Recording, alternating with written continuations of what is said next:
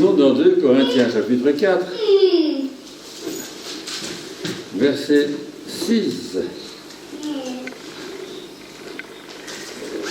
Dieu qui a dit « La lumière brillera du sein des ténèbres » a fait briller la lumière dans nos cœurs pour faire resplendir la connaissance de la gloire de Dieu sur la face de Christ. Nous portons ce trésor des vases de terre afin que cette grande puissance soit attribuée à Dieu et non pas à nous. Amen. Alléluia. Je vous fais penser au début de la Bible. Au commencement, Dieu créa les cieux et la terre. Et puis, je vois tout espace dans nos Bibles. Et puis, il fait écrit que les ténèbres étaient partout sur la Bible, dans la Bible. Et que l'Esprit planait au-dessus des ténèbres. Amen. Et Dieu a dit que la lumière soit. Et c'est la première chose qui fut. Amen. La lumière.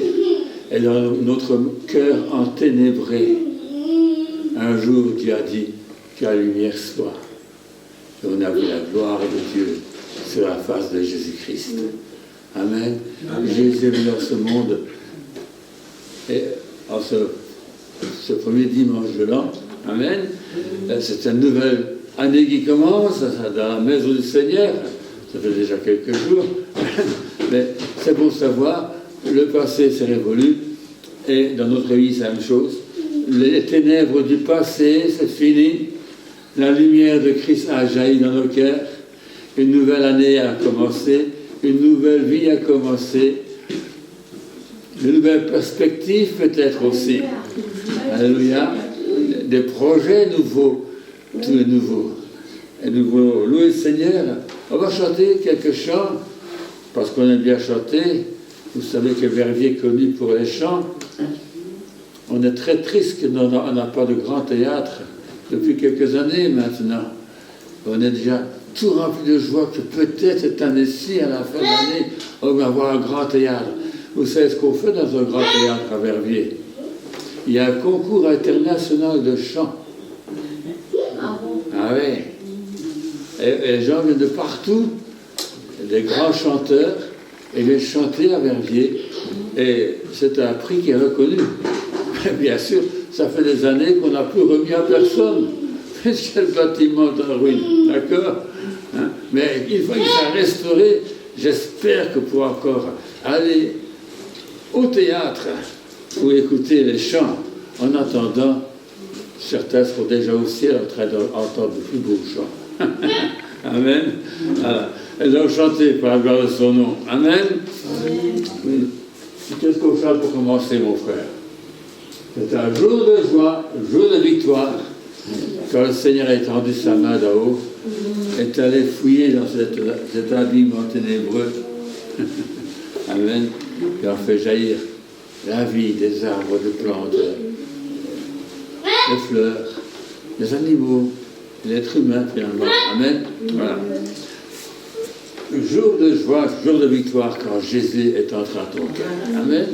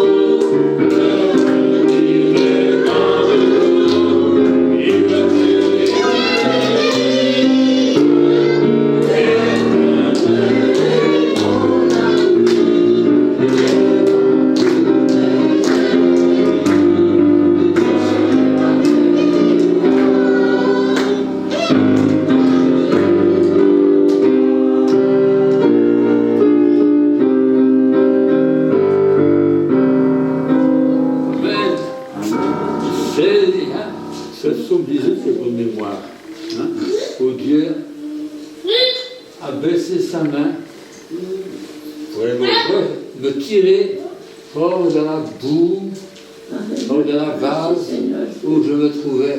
Amen. Dans les ténèbres, il m'a ramené dans sa lumière. Alléluia. On va chanter un autre chant qui peut naître de nouveau. Qui peut tout recommencer. Amen. Bon. On va continuer plutôt. Hein. On ne va pas retourner en arrière au 1er janvier 2025. Hein. On va avancer. Amen. Amen.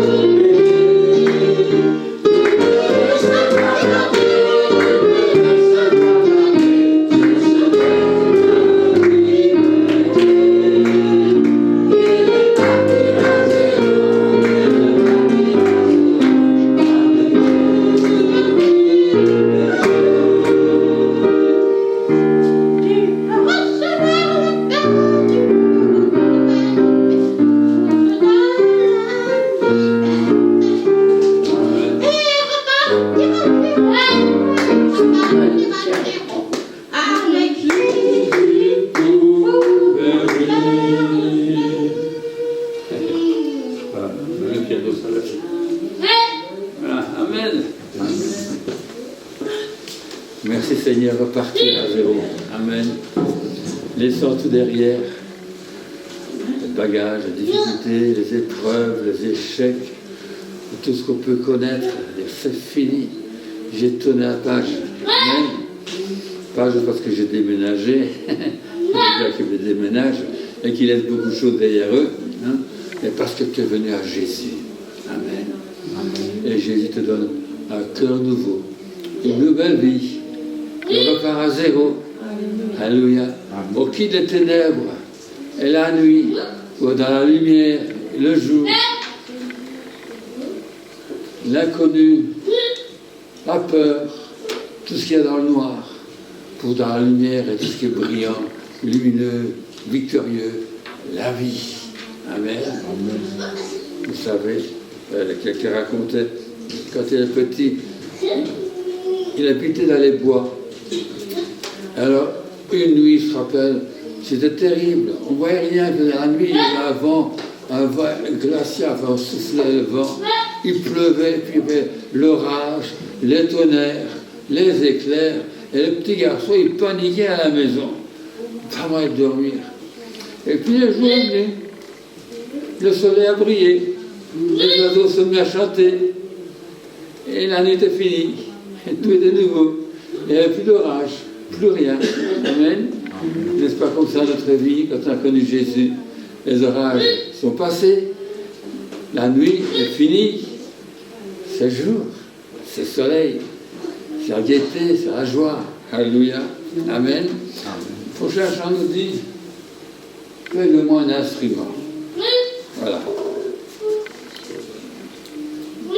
Je ne sais pas ce que tu fais pour l'instant. Peut-être que tu n'es pas un instrument. Quel instrument aimerais-tu être? Un violon. C'est bien violon. Qui veut être un violon? Tout le monde veut être un... Non, un seul violon. Il sera le premier violon. Comme dans l'orchestre. Quel instrument voulez-vous être? Un instrument pour Dieu. Lequel? Que Dieu se serve chacun. Oui. Un peu comme les enfants qui vont au conservatoire. Quel instrument veux-tu faire? Moi, je vais faire du piano. Tout le monde fait du piano. Il y a trop d'élèves, je ne crois pas. Hein. Mais voilà, il n'y a personne qui joue la harpe. Qui veut jouer la harpe? La harpe, oui. C'est trop difficile. Est-ce que vous pensez de quel instrument peut-on encore jouer? Jouer de la scie. Oui, vous allez dire jouer de la scie. Moi j'ai essayé. J'ai dit allez voir le docteur. Le docteur m'a dit écoutez pasteur, ne faites plus de travail manuel, c'est trop dangereux pour vous.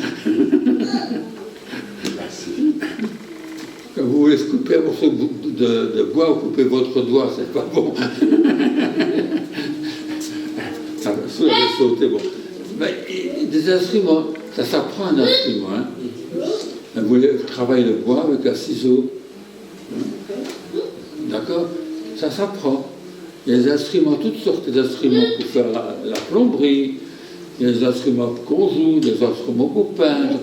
Mais le Seigneur va se servir de toi. Parce que tu vas être un instrument. Seigneur, pour l'instant, je ne suis pas très utile. Vous ressemblez au petit âne. Et la Bible nous dit qu'on ressemble à des moutons. Hein? Et les bergers. Mais un jour, Jésus a eu besoin d'un âne sur lequel personne n'était jamais monté. Il avait été complètement inutile. Enfin, inutile. Il était trop jeune pour faire quelque chose. Il a pris sa maman toujours. Et Dieu a dit, amenez-moi, le Seigneur en a besoin. Amen. Et le petit âne est un instrument pour élever Jésus, pour qu'on puisse le voir dans la foule. Si tout ce que tu es, c'est un instrument qui peut élever Jésus, que ce soit par le chant, que ce soit par la peinture ou par autre chose, hein, que en toute chose, ta vie glorifie Jésus. Amen. Seigneur, fais de moi un instrument. Et que je ne puisse pas jouer tout seul. Ce serait beau d'avoir un orchestre. Hein? Quelqu'un m'a dit, ce serait bien d'avoir à l'église une chorale. Une chorale et un petit orchestre, les deux ensemble. Hein? Certains ne font pas grand-chose. Un tout grand chef d'orchestre dirige un orchestre quand c'est arrêté. Il dit, stop, stop. Où est-ce qu'il y a le piccolo? Mais le piccolo, c'est un petit flûte, hein? Mais le piccolo ne jouait pas. Ça ne sert à rien, on ne m'entend pas. Mais le chef d'orchestre avait entendu. Où est-ce qu'il est le piccolo? Où es-tu? C'est peut-être toi, piccolo. Peut-être c'est toi qui fais le triangle. De temps en temps, ting, ting. Mais il faut être là, au bon moment. Amen. Fais de moi un instrument que je puisse servir dans ton orchestre. On va chanter ça.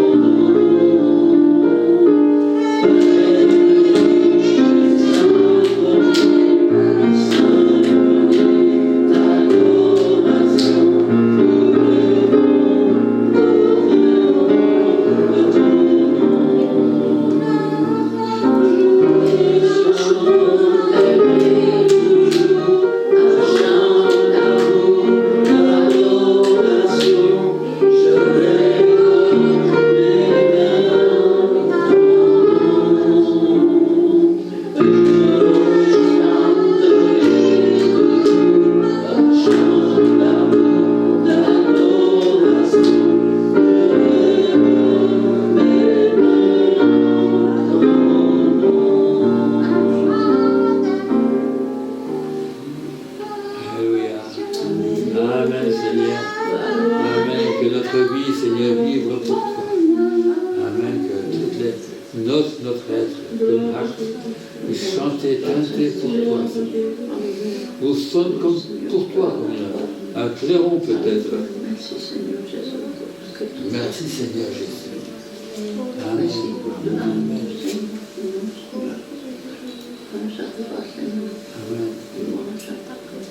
Merci mon Dieu de pouvoir vivre dans ta merveille. Merci pour ton amour qui nous réchauffe. Merci de nous unir tous dans cet amour, Seigneur. Merci de bénir tous mes frères et sœurs, Seigneur. Merci pour ce qu'ils ont fait pour moi. Merci pour tout. Jésus, merci.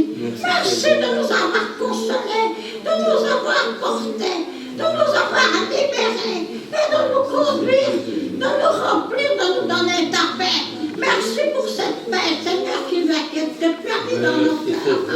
Grâce, Seigneur, à ton sacrifice parfait qui nous a libérés du mal, Seigneur, qui nous libère de nos ennemis et qui fait de nous, Seigneur, tes enfants verts. Merci pour la réconciliation.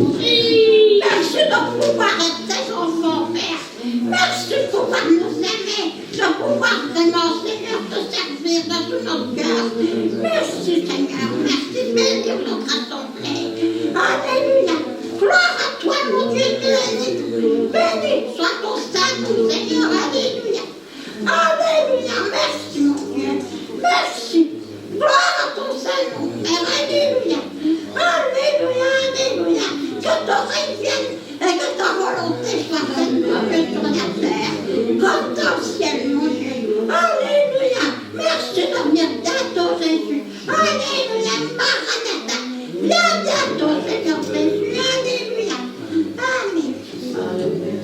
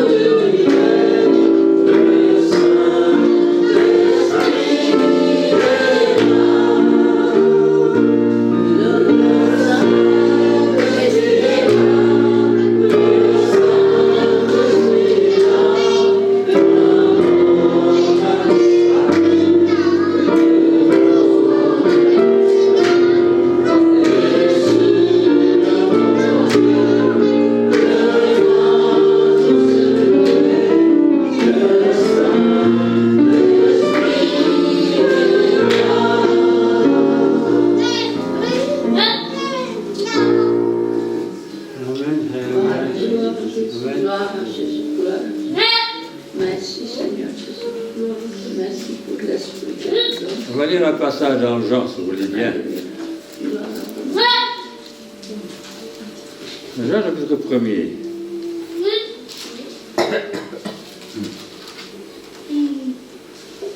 Au commencement était la parole. Amen. Au commencement de l'année, au commencement de la vie, il y avait la parole. Amen. Et vous pensez au premier verset de la Bible, au commencement, Dieu. Au commencement, Dieu. Hein, vous savez peut-être que le mot commencement en hébreu est apparenté au verbe, au mot la tête. Hein? C'est vrai, la tête, c'est ce qui est au début de la colonne, par exemple, d'une armée, la tête du pays, etc. C'est le chef, c'est le prince, dans l'Ancien Testament aussi. Au commencement était la parole. Alors, ce qui est intéressant dans l'évangile de Jean, c'est les mots-clés. Son évangile n'est bâti que sur les mots-clés, pour ainsi dire. Ici, il y a plusieurs mots. Hein. Le verbe être. Au commencement, était. C'est passé. Mais souvent, c'est le présent. Je suis le bon berger. Je suis la vie. Je suis la porte. Abraham, je suis. Et Jésus, je suis partout dans l'évangile de Jean. Je suis. Ici, il est au passé. Au commencement était la parole, le logos, l'expression. Comment on exprime une pensée, l'idée. Hein, c'est important. La parole nous dit ce qu'on pense, ce qu'on réfléchit, notre plan, nos projets, la parole. Au début était la parole, l'expression. Certains traduisent par le verbe. Au commencement était le verbe. Le verbe était un mot d'action. D'accord? Au commencement était la parole. Et la parole était avec Dieu. Auprès de Dieu, était avec Dieu. Et la parole était Dieu. Amen. Et le verbe être est un mot particulier aussi. Parce que en français, il n'y a pas de différence. Hein, mais dans le latin, dans le grec, même, hein, ce qui est avant, ce qui est après, c'est le nominatif, c'est-à-dire c'est même le même défunt. Comment on appelle ça? D'accord? Oui, c'est-à-dire que quand Jésus dit « je suis la porte », on peut dire « la porte, je suis ». Il ne faut pas inverser, ça vient au même. Donc au début était la parole, et la parole était avec Dieu, et la parole était Dieu. Donc, et je crois que j'ai bonne mémoire qu'on a dans le grec, Dieu était parole. Et on peut inverser. Donc Dieu était la parole était Dieu. Elle était au commencement avec Dieu, auprès de Dieu. Un autre mot que tout à l'heure. Toutes choses ont été faites par elle. Et rien de ce qui a été fait n'a été fait sans elle. Et la Bible nous dit aux Colossiens que Dieu soutient toutes choses par sa parole. La parole soutient toutes choses. Vous pensez bien à la puissance de la parole de Dieu. La parole qui soutient l'univers. Si Dieu cessait de parler, l'univers s'écroulerait. C'est lui qui soutient toutes choses. C'est lui qui vous soutient. Au choix de parfois, il tient le monde dans sa main. Il tient le monde par sa parole. Amen. Il te tient, toi et moi. Sa parole est tellement importante. Amen. C'est l'expression de ce que Dieu pense. C'est la parole. Rien de ce qui a été fait n'a été fait sans elle. D'accord? Que ce soit les plantes, les animaux, le temps qui fait, tout sa parole.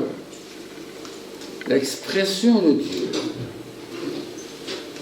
En elle était la vie, et la vie était la lumière des hommes. Et là, il y a un thème intéressant. Il y a le mot vie d'abord. C'est un mot tellement important dans l'évangile de Jean. Je suis la résurrection et la vie, je suis le chemin, la vérité et la vie, etc. Et la vie était la lumière des hommes. Et nous, on inverse. C'est parce qu'il y a la lumière qu'il y a de la vie. Et puis on dit, c'est parce qu'il y a de la vie qu'il y a eu de la lumière. C'est Dieu qui est là. Et quand Dieu est là, c'est la lumière. Amen.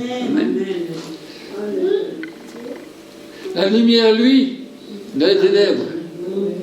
Et qu'est-ce qui se passe? Les ténèbres fuient, bien entendu, c'est dans notre champ, ça. Ah, d'accord? Il fait noir ici, il y a quelques heures d'ici. Qu'est-ce qui est arrivé? Michel est arrivé, avec la force de son doigt, il a poussé son petit bouton derrière, et la lumière fut. Elle a vu clair. Elle voyait où elle mettait les pieds. Elle voyait que les chaises n'étaient pas bien mises, quand tout soit dit. Elle a vu comment mettre les choses sur la table. Elle a commencé à voir. Avant ça, on ne voit rien du tout. C'était noir, c'était les ténèbres. On cognait dans tout, on risquait de se trébucher, de se faire mal.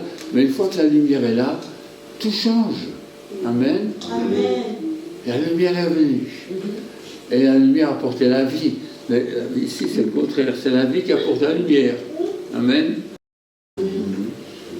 Et les ténèbres fuient. Sauf quand Jésus est venu, les ténèbres n'ont pas reçu. Il y a un grand trou noir. D'accord? Il n'y a pas de lumière. La lumière est venue et les ténèbres ne l'ont pas voulu. Les ténèbres ont résisté. Les ténèbres n'ont pas accueilli. On peut traduire aussi. Il n'y a pas d'accueil. Voilà. Donc les thèmes importants. Lumière, vie, le verbe être, Dieu, parole. Des thèmes de base dans l'évangile de Jean.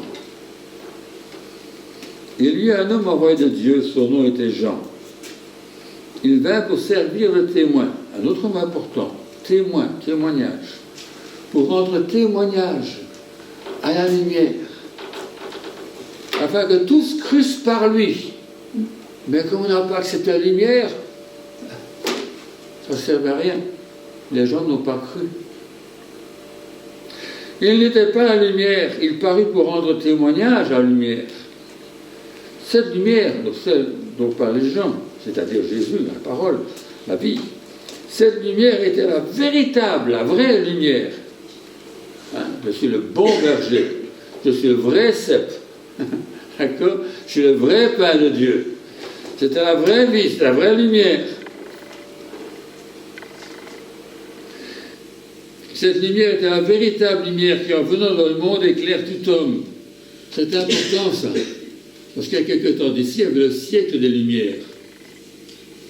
Le monde n'a jamais été autant dans les ténèbres depuis.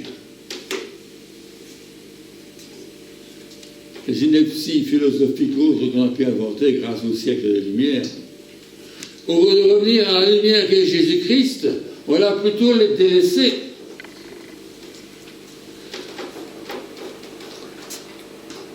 La lumière était dans le monde et le monde a été fait par elle. Ben oui, c'est lui qui a créé toutes choses. C'est la parole.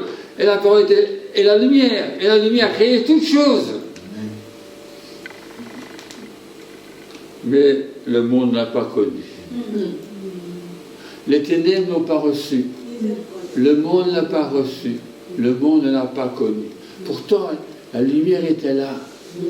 La vie était là. La parole était là. Dieu était là.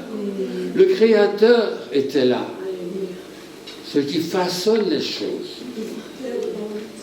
Elle était venue chez les siens. Et les siens n'ont pas reçu. C'est dramatique. Le Créateur, la parole, la vie, la lumière est venu chez les siens et les siens ne l'ont pas accueilli, ne l'ont pas reçu, ne l'ont pas cru. Mais à tous ceux qui l'ont reçu, à ceux qui croient en son nom, un autre mot très important dans l'évangile de Jean, qui croient en son nom, elle a donné le pouvoir de devenir enfants de Dieu. Amen. Des ténèbres, on devient des enfants de lumière, des enfants de Dieu. des enfants de vie.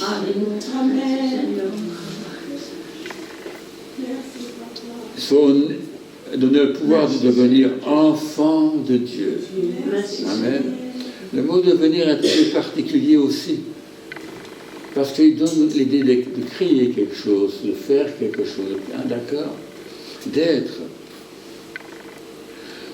Qui sont nés non du sang, de la volonté de la chair, ni de la volonté de l'homme, mais de Dieu. Amen. Amen. Amen. Dans les ténèbres, Dieu est venu, la lumière est venue, la parole est venue. Les gens n'ont pas accueilli, mais tous ceux qui ont voulu l'accueillir, amen, ils sont passés des ténèbres à la lumière. Ils sont devenus enfants de Dieu. Pas à cause de la volonté de l'homme, c'est pas son travail, ce n'est pas... d'accord? C'est Dieu qui a fait le miracle. Par sa parole. Et la parole. La parole était faite chair. Cette parole, oh, la Bible nous dit que Dieu est esprit, mais Jésus est devenu corps, est devenu chair, peau, des os. Amen. Avec les problèmes que ça a sous-jacent. On a faim, on est fatigué, et bien Jésus aussi. On est tenté, amen, alors que Dieu ne peut pas être tenté, mais Jésus est devenu homme, il s'est fait chair, il est descendu, s'est abaissé, jusqu'à devenir un comme nous. La parole a été faite chair, elle a habité parmi nous. Le verbe habiter, c'est le verbe tabernacler. Il a vécu sous tente, comme nous. L'apôtre Paul dit que nous sommes sous tente. Hein. Cette peau, c'est comme une tente. Dans le temps, la tente était en peau, hein, c'est peau de chèvre généralement. D'accord? Les tentes, dans le temps. Et comme toute peau, ben, alors ça se rit, ça s'abîme, ça se sèche, ça se casse. Bon, ben, ça c'est la peau. Mais Jésus est devenu chair comme nous. On se demande bien pourquoi qu'un esprit devient chair. Elle habitait parmi nous, pleine de grâce et de vérité. Amen. Amen. Mais les hommes ont préféré les ténèbres. Nous avons contemplé sa gloire, comme la gloire du Fils unique venu du Père. Et Dieu qui a dit que la lumière soit, a fait naître en nous la lumière, afin qu'on puisse voir la gloire de Dieu sur la face de Jésus-Christ. Nous avons contemplé la gloire de Dieu, la lumière de Dieu. Amen. Jean lui a rendu témoignage, encore son mot témoignage, et c'est écrit, c'est celui dont j'ai dit, celui qui vient après moi m'a précédé, parce qu'il était avant moi. Et nous avons tous reçu de sa plénitude, et grâce pour grâce, car la loi était donnée par Moïse, la grâce et la vérité sont venues par Jésus-Christ. Personne n'a jamais vu Dieu, le Fils unique qui est dans le sein du Père, est celui qui l'a fait connaître. Voici le témoignage de Jean lorsque les Juifs envoyaient de Jérusalem des sacrificateurs des Lévites pour lui demander « Toi qui es-tu » Il déclara qu'il n'y a point. Il déclara qu'il n'était pas le Christ. Ils lui demandèrent « Quoi donc? Es-tu Élie » Il dit « Là, je ne suis point. Es-tu le prophète » Il répondit « Non. » Ils lui dirent alors « Mais qui es-tu » afin que nous donnions une réponse à ceux qui nous ont envoyés.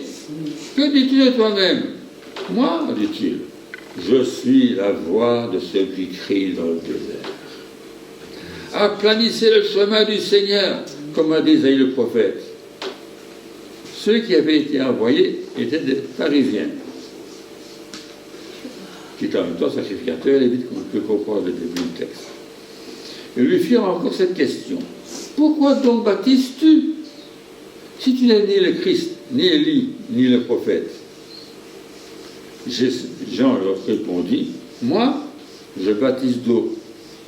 Mais au milieu de vous, il y a quelqu'un que vous ne connaissez pas, qui vient après moi. Et pourtant, c'est celui qui m'a précédé.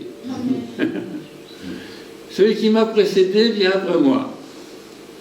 Et bien là-haut, en plus, il est venu du Père. Je ne suis pas digne de délier la courroie de ses souliers. Amen. Et je vais sauter quelques versets. Verset 29. Le lendemain, Jésus venir à lui et il dit, voici l'agneau de Dieu qui ôte le péché du monde. Amen. Plus loin dans le texte, vous allez voir un aveugle. L'aveugle ne voit rien du tout. Par définition. Il a des yeux, mais ne voit pas. Hein? D'accord? Et comme il ne voit pas, Jésus en profite. Il crache par terre, ce qui n'est pas très poli, il ne faut jamais cracher par terre. Mais ce jour-là, Jésus a craché par terre. Et avec la poussière et l'eau, il a mélangé ça pour en faire de la boue. Heureusement, l'aveugle ne voyait rien. Et après cette boue, elle a appliqué cette boue sur les yeux de l'aveugle, qui a dû se demander ce qui se passait. Amen. Et puis, ses yeux sont ouverts. Et quand il se lavait à la piscine, Jésus lui a dit, va te laver à la piscine, et quand il se lavait, c'est un bassin plutôt, hein. Et puis il est revenu voyant clair. Et c'est une image, là. Qu'est-ce qui empêche les gens de voir? Pourquoi sont-ils aveugles? Parce qu'il y a de la boue, il y a le péché. Et il faut aller à Jésus, car Jean explique. Siloé, ça veut dire envoyer. Amen. Va vers l'envoyé, il se lavera les yeux de cette boue et tu verras clair. Amen. Voici l'agneau de Dieu qui ôte le péché du monde, pour que celui qui est dans les ténèbres voie clair. Amen. C'est celui dont j'ai dit, après moi vient un homme qui m'a précédé, car il était avant moi. Je ne le connaissais pas. Hein? Et vous non plus aurez pu leur dire. Mais afin qu'il fût manifesté, révélé à Israël, que je suis venu baptiser d'eau. Ce n'est pas seulement pour que les gens soient lavés de leurs péchés, hein, repentis, mais pour que les gens puissent reconnaître Jésus. Je baptise d'eau pour que les gens puissent connaître Jésus. Je suis venu baptiser d'eau afin qu'il fût manifesté à Israël. C'est pour ça que je suis venu baptiser d'eau. Jean rendit ce témoignage. J'ai vu l'Esprit descendre du ciel comme une colombe et s'arrêter sur lui. On n'a pas beaucoup d'explications. Hein. On a juste Jean-Baptiste qui baptise, il y a des disciples, etc. Mais on voit que pendant qu'il est en train de baptiser, il y a une colombe, l'Esprit descend du ciel comme une colombe, et s'arrêter sur lui. Je ne le connaissais pas. Mais celui qui m'a envoyé baptiser d'eau, celui-là m'a dit, celui sur qui tu verras, donc Dieu lui a parlé, celui sur qui tu verras l'Esprit descendre et s'arrêter, c'est celui qui baptise du Saint-Esprit. Et j'ai vu et j'ai rendu témoignage qu'il est le Fils de Dieu. Amen. Et vous avez un autre mot important de l'évangile de Jean. C'est en baptisant Jésus que lui-même, Jean, a reconnu qu'il était le Fils de Dieu. Quand il a vu l'Esprit de Dieu descendre. J'ai ici, dans ma version, l'Esprit est descendu et s'est arrêté. Et j'ai regardé le grec et s'est demeuré. Et est descendu et a demeuré sur Jésus. C'est une grande différence. Dans le Testament, parfois l'Esprit descendait sur des gens et les animait. Et puis on dirait que l'Esprit disparaissait pour revenir plus tard. Peut-être. D'accord? Mais ici, il s'arrête. Il demeure. Et Jésus a dit, il est avec vous, mais ce jour-là, il demeurera avec vous. Le même esprit. Amen. On va voir d'autres passages tout à l'heure. En venant en voiture, hein, je pensais que derrière moi, quelqu'un priait, parce qu'il paniquait peut-être, parce qu'il avait beaucoup de neige. D'accord. Mais non, elle lisait la Bible. Elle lisait dans Samuel.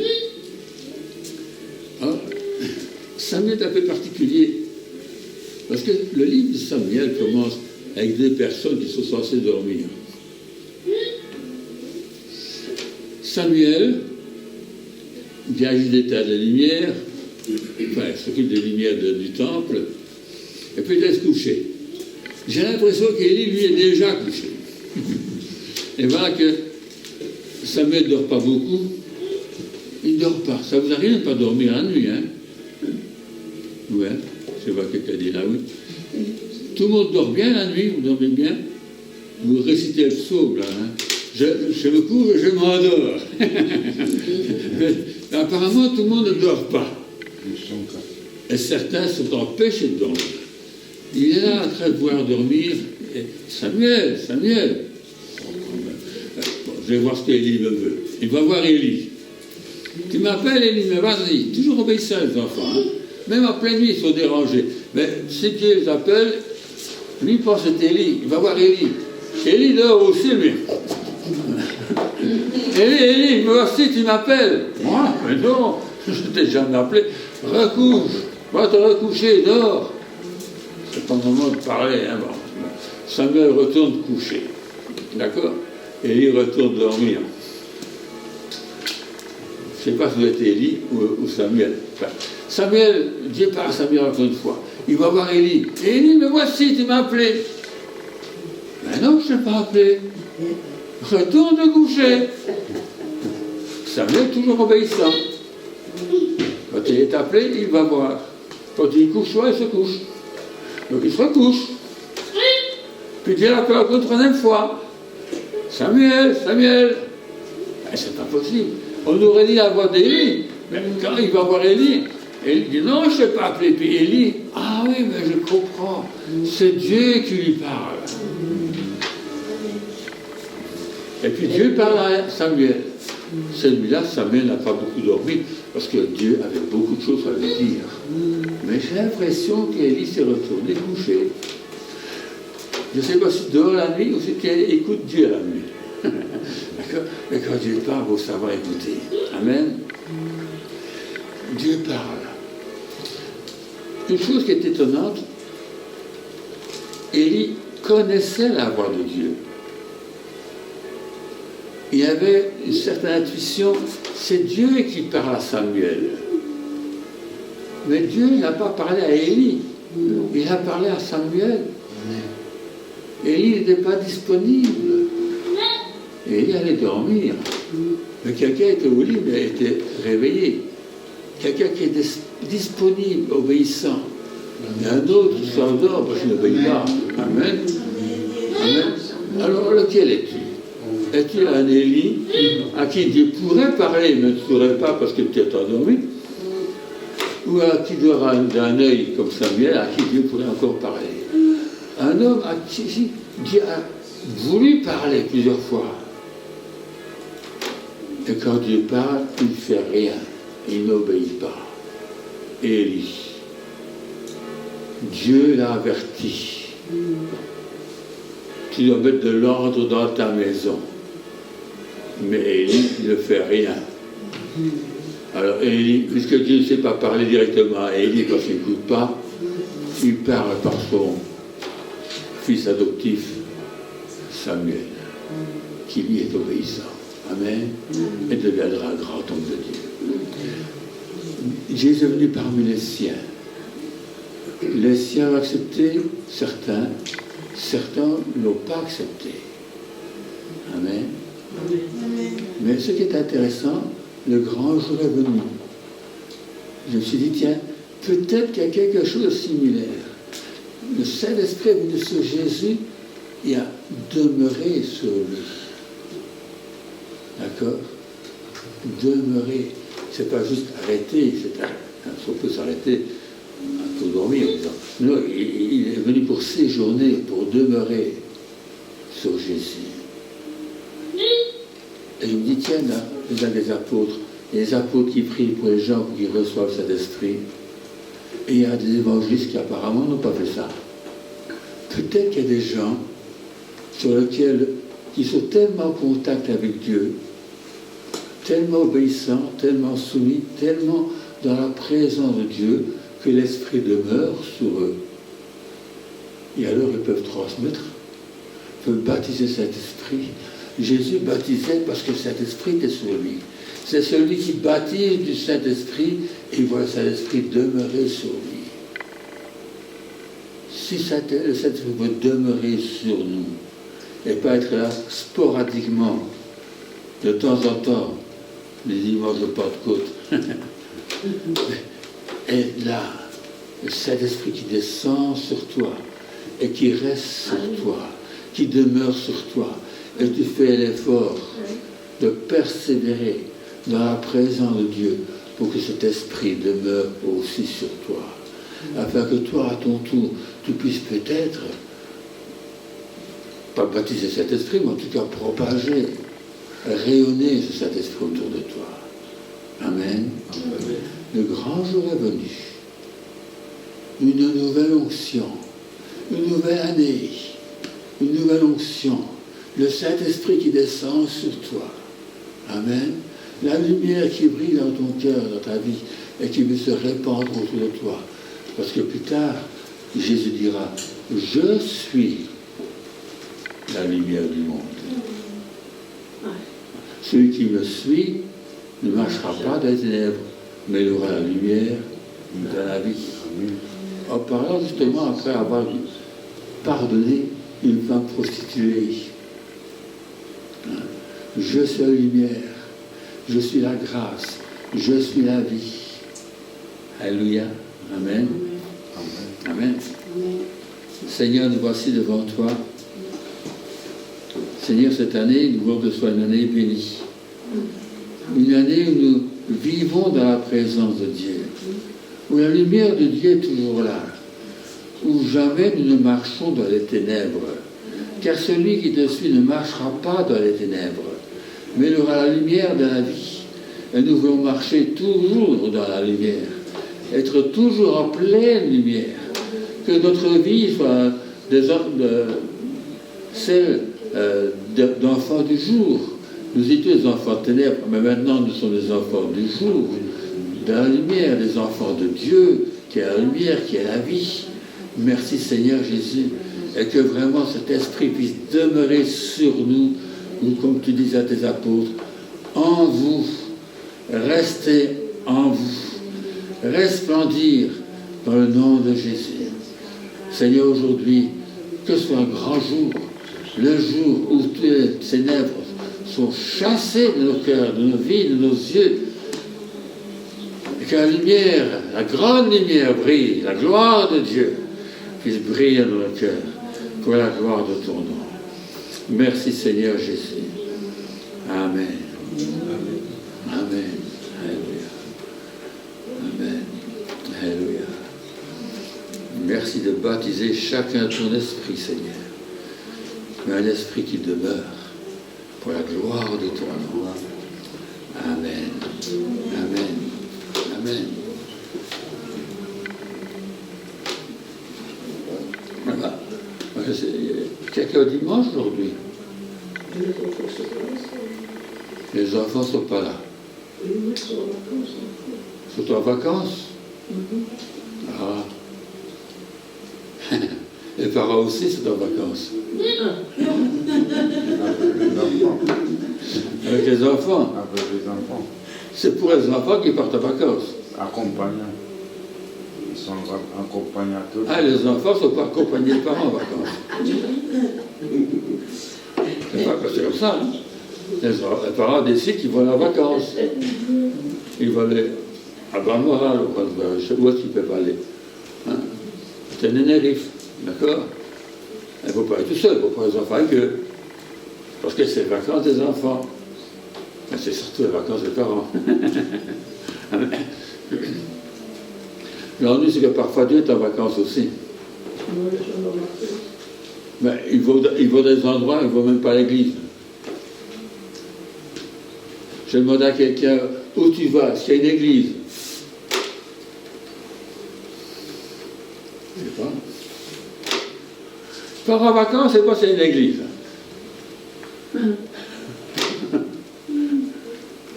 Demande au pasteur, peut-être que lui peut se documenter, se trouver dans une église par là.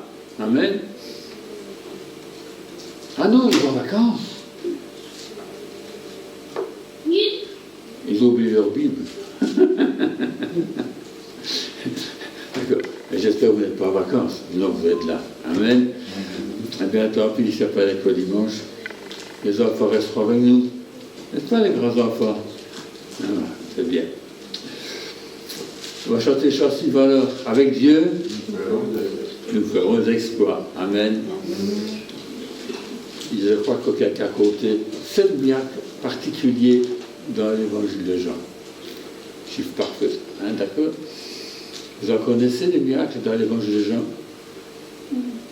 Lesquels? On va voir votre connaissance. Quel miracle est-ce qu'il y a dans le livre de Jean, de l'évangile de Jean?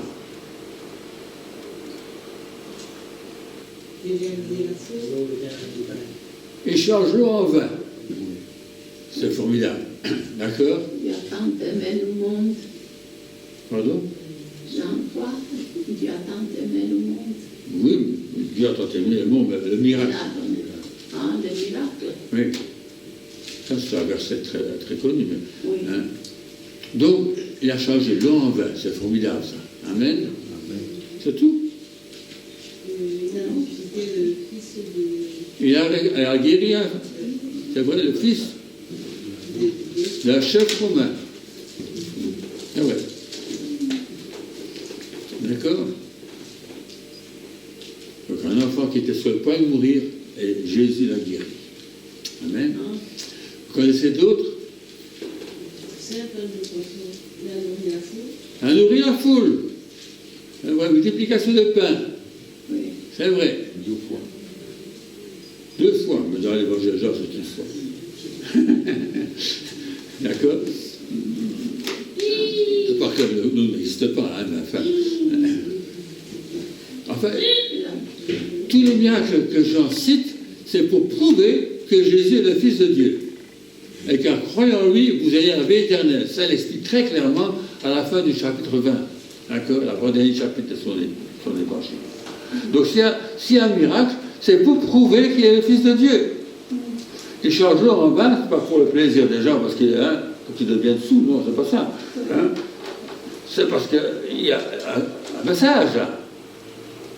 Leur vie qui est foutue, leur mariage qui est raté parce qu'il n'y a pas de vin, Dieu va faire avec de l'eau, une matière courante, ordinaire, quelque chose d'extraordinaire, un vin qu'on n'a jamais goûté.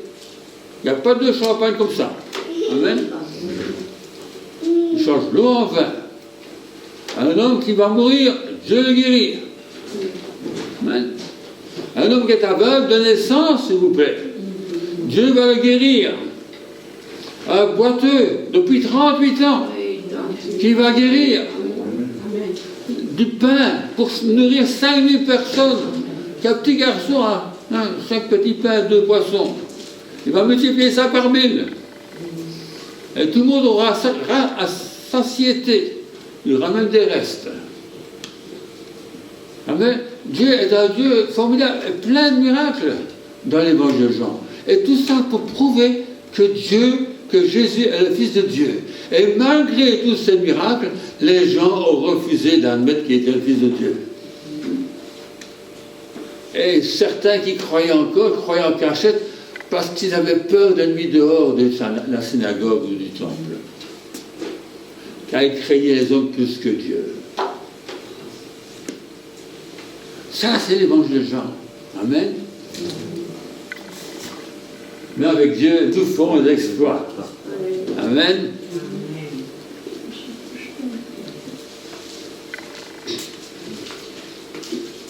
Attends, est-ce que je suis assis?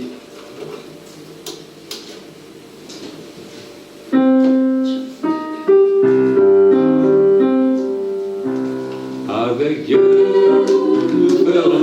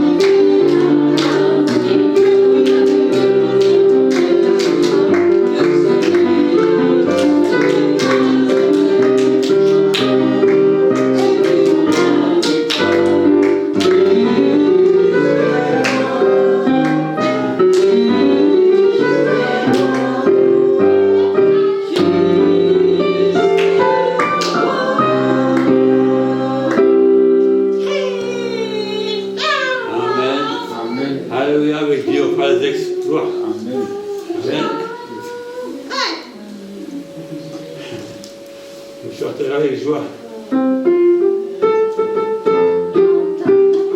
Je chanterai avec joie pour toi, mon Dieu, donner notre salut et avec reconnaissance pour l'exalter de Dieu. Il le donnera au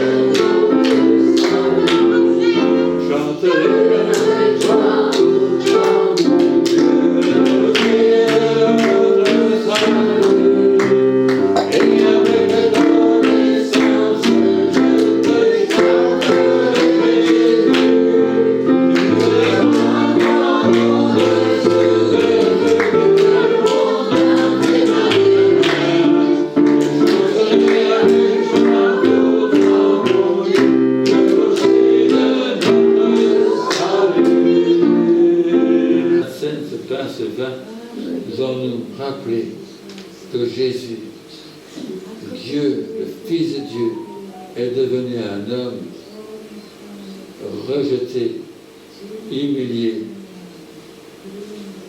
abandonné dans un seul but, c'est de nous réconcilier avec son Père.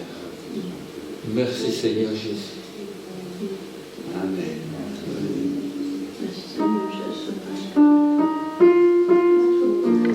Merci pour la croix, pour les prix payés, dans tes dons, saint béni, précieux Jésus, ils sont pardonnés dans nos péchés, nous faisons ton sang, ils sont oubliés. Merci Jésus, merci Jésus, pour l'amour, pour mon Dieu Seigneur, je n'ai condamné jamais pourquoi tout m'aimes, tu es mon bonheur, ma suprême joie, mais voici les proclamés à tous mes yeux, c'est que je veux ta joie. C'est pour Dieu, oui, tu as souffert, tu as pris le cœur, donné ton amour, précieux Jésus, précieux Jésus, tu l'as accompli, tu as pris nos faits, tu peux nous sauver, si rapidement.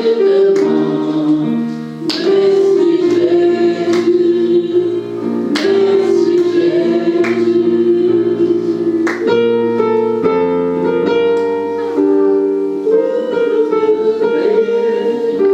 Que à tout est donné, ça vient me bénir.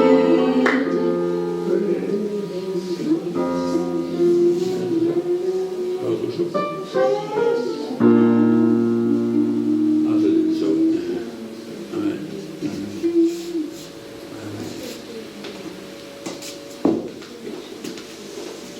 C'est dans la mélodie.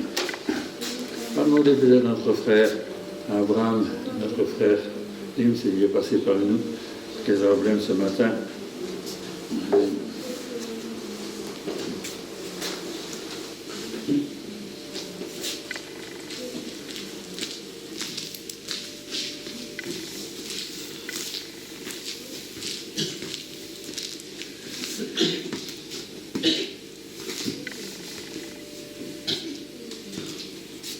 Tu vas rendre grâce pour le temps.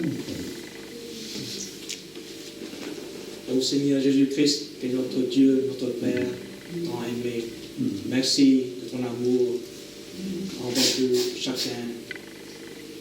Ce n'est pas parce que nous sommes des personnes bien, bons, meilleures que les autres, que nous avons le privilège d'être des enfants, mais uniquement par ta grâce, pour ton amour, par ton sang versé sur la croix, et par ta résurrection, que nous sommes sauvés, pardonnés et avoir la vie éternelle. Seigneur, ce matin, nous prenons ce pain, ce vin, pour souligner ton amour envers nous, et aussi ton retour un jour pour nous amener avec toi pour l'éternité. Merci Seigneur. Au nom de Jésus-Christ. Amen. Amen. Merci mon frère. Amen.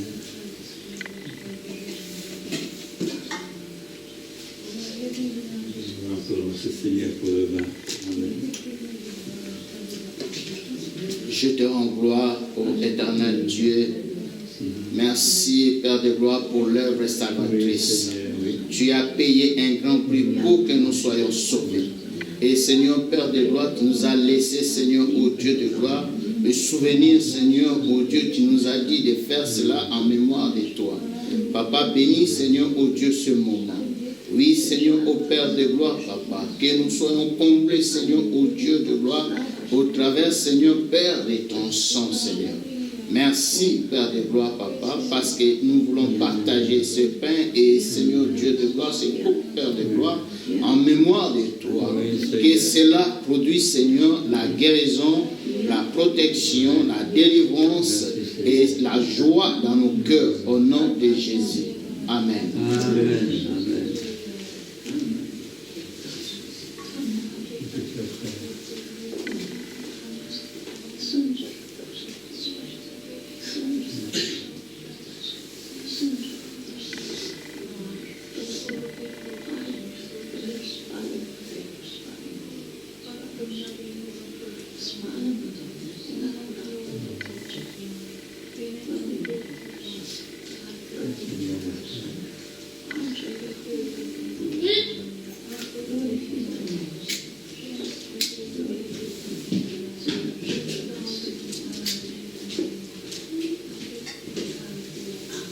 Que Dieu vous bénisse ce matin. Amen. Ce pain, cette coupe, une bénédiction, une coupe de bénédiction pour chacun d'entre nous. Une coupe de délivrance. Amen. Alléluia. Merci Seigneur. Merci pour la croix, ton sang versé, ton corps brisé. Nos péchés pardonnés, acquittés, libérés pour ta grâce. Merci pour ta grâce. Merci Seigneur pour la vie. Merci pour la lumière. Merci pour ta présence. Merci pour ton esprit. Merci Seigneur Jésus. Merci Seigneur. Alléluia. Sur la croix, tu es blessé pour moi. Tous mes péchés devant lui ne sont plus, car à la croix, Jésus a pris ma place. Merci Seigneur Jésus. Alléluia. Amen.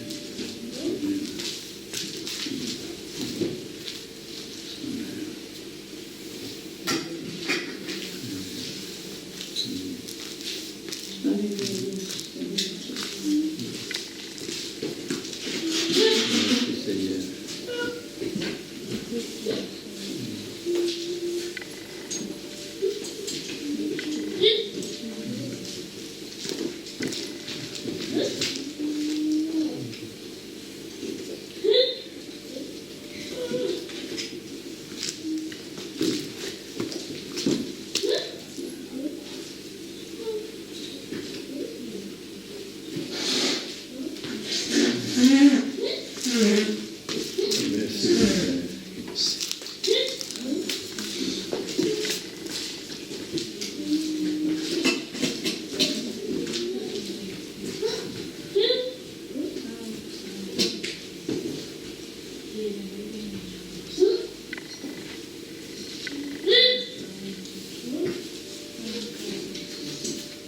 Je peux demander à Daniel de ne pas passer Pour notre offrande ce matin.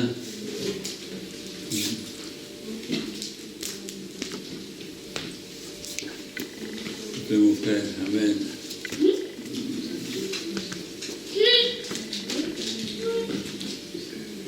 Merci Seigneur.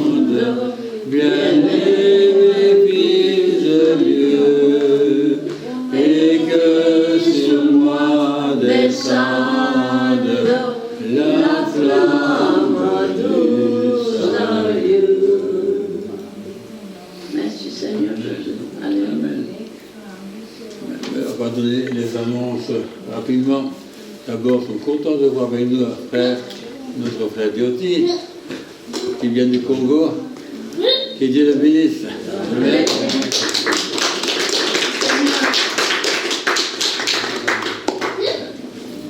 Ça fait 10 ans qu'il est en Belgique, mais à Bruxelles. Il vient à Verviers parce qu'il aime bien la neige. Je crois pas que c'est pour ça. En tout cas, il est bienvenu à Verviers. Que Dieu le bénisse. Amen. Amen. Mettez-le à l'aise, hein, allez dire bonjour après la réunion. Amen. Il y aura une tasse de café, je crois, là derrière, si vous voulez une tasse de café, et quelques biscuits et différentes choses que certains frères ou sœurs apportent, afin justement que vous puissiez rentrer chez vous. Parce que gros est l'estomac aussi. Voilà. Que Dieu vous bénisse. Amen. Amen. Alors, les autres réunions, les réunions des dames, le mardi après-midi à 2h, le soir c'est l'étude biblique, le jeudi soir c'est la prière, et que dimanche, c'est comme aujourd'hui, culte avec normalement l'école du dimanche. Amen. Ça c'est donc les réunions. Alors, vous savez que notre sœur Lorette a perdu son frère, qui était la semaine dernière. Voilà. Merci pour vos prières à chacun, ceux qui ont connu. Voilà. Et que Dieu la bénisse abondamment, et surtout touche la famille qui a tellement besoin de Jésus. Tellement besoin. Amen. Voilà. Je crois qu'il n'y a pas d'autres annonces. Si, on va dire quand même pas connu que la belle-mère de Samuel, c'est-à-dire la maman de Lorinda, donc a eu un AVC, malheureusement, et qui est à l'hôpital. C'est pas si léger que cela, puisqu'il y a tout un côté gauche, qui est paralysé. Apparemment, on n'aura pas besoin d'être opéré, mais elle va dans une maison de soins particulier. Hein, elle en a peut-être pour 6 semaines, si pas plus.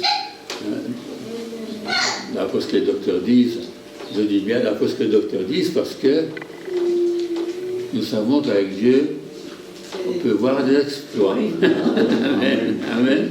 Et que Dieu peut faire de grandes choses. Amen. Et vous priez pour elle, Harry, qui s'appelle Irène, si vous voulez, d'accord, pour que Dieu la touche, la rétablisse. Elle a 80 ans, hein, donc encore jeune pour son âge. Oui. Oui, hein, oui. Ah, oui. Voilà. Quand j'avais 70 ans, je crois que 80 ans, c'était vieux. Maintenant que j'ai passé 80 ans, je sais bien que c'est 90 ans pour être vieux. D'accord. Quand je vois 90 ans, je verrai quand je ressens 100 ans. Pasteur, s'il vous plaît. Toi aussi. Pourquoi dans le psaume 90, Moïse, il dit que le robuste, c'est jusqu'à 80, mais lui, il a vécu 120 ans. Parce qu'il y a des exceptions, hein. Il a supposé. Ben, tout le monde ne meurt pas 80 ans, hein. Il y a des gens qui meurent à 50 ans, malheureusement. Et puis il y en a d'autres qui vivent que 120, c'est vrai. C'est exceptionnel. Mais lui, il a vécu. Mais le principal, c'est de savoir où vous allez. Bah, quand vous irez là, vous irez peut-être demain là-bas, au ciel. J'espère, c'est là que vous allez. Hein. J'ai parlé avec quelqu'un, j'ai dit, bon, qu'est-ce que tu vas faire? Je vais être pensionné bientôt. Ah bon, qu'est-ce que tu vas faire? Je vais me reposer. Et après? Après, je vais mourir. Et après, j'irai au paradis, tu crois? J'espère. Ah, tu n'es pas sûr? Tu te rends compte, tu vas partir, tu ne sais pas où tu vas. Tu prends le train, tu ne sais pas où tu vas. Un jour, mon père était pressé. Il a couru pour le train pour aller à Bruxelles. Il est arrivé à Aix-la-Chapelle. C'est trop piqué. C'est parce qu'il faut faire. Hein. Vous Français prenez le bon train, vous prenez le mauvais. Lisez l'évangile de Jean, mettez la pratique. Amen. Amen. Bon, voilà. Mais que Dieu bénisse en tout cas nos frères et sœurs. Je suppose que d'autres ne sont pas là à cause du temps qu'il fait. Hein, à part Samuel à qui on a demandé d'aller prêcher un vendredi et qui était affronté le temps d'aller prêcher là-bas. Voilà, que Dieu le bénisse aussi. Amen. Amen. Donc dans l'évangile de Jean, je vois que Jésus est venu voir les siens.